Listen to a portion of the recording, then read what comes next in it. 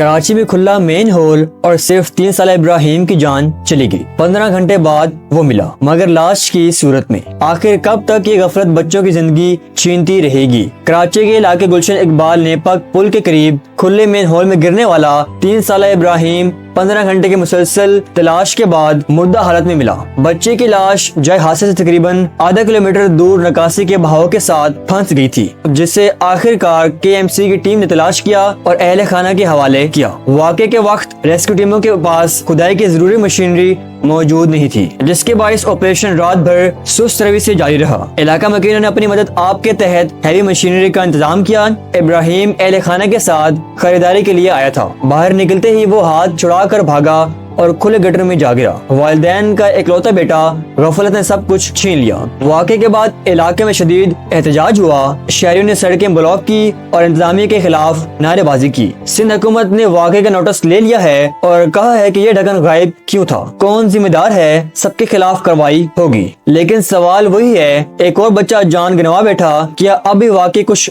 بدلے گا؟